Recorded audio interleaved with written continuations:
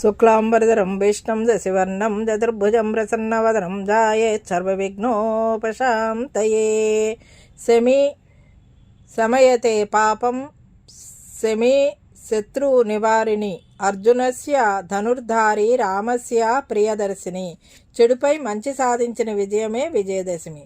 దుర్గామాత అందరికీ సదా మంచి పనులు చేసే శక్తిని ప్రసాదించి సుఖ సంతోషాలతో సిరి సంపదలతో ఉండాలని కోరుకుంటూ ఈరోజు పాలపెట్టను కూడా దర్శించుకుంటారండి జనులు ఈ విజయదశమి నాడు.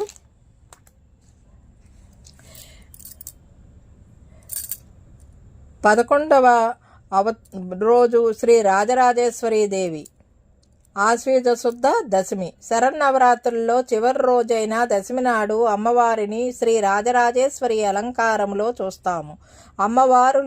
అమ్మవారు ఎల్ల లోకాలకు ఆరాధ్య దేవత. అమ్మవారు త్రిపురాత్రయములో ఒకరుగా దేవి ఉపాసకుల పూజలు అందుకుంటుంది. రాజరాజేశ్వరి దేవిని అపరాజిత దేవిగా కూడా పూజలు చేస్తారు. స్వయం ప్రకాశంతో వెలుగొందే ఈ అమ్మ పరమేశ్వరుని వామాంకాన్ని అధిష్ఠించి ఉంటుంది. రాజరాజేశ్వరి దేవి భక్తులకు ఇచ్ఛాశక్తి, క్రియాశక్తి, జ్ఞానశక్తిని ప్రసాదిస్తుంది. మనో చైతన్యాన్ని కలిగించి వ్యక్తిత్వ ఉన్నతికి తోడ్పడుతుంది. రాజరాజేశ్వరి దేవి శ్రీచక్రమునకు అధిష్టాన దేవత. సువాసిని పూజ, కుంకుమార్చన శుభప్రదం.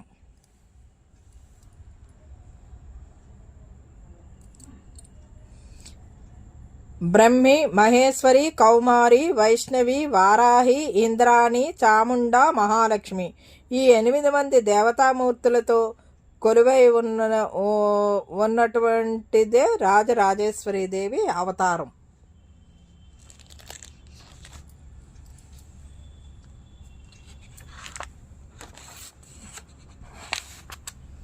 ఇదండి ఈనాటి వీడియో. ఈ వీడియో కనుక మీకు నచ్చినట్లయితే లైక్ చేయండి, షేర్ చేయండి, కామెంట్ చేయండి, సబ్స్క్రైబ్ కూడా చేయండి. మరిన్ని వీడియోలు కావాలంటే బెల్ ఐకాన్ని నొక్కండి. Thank you very much.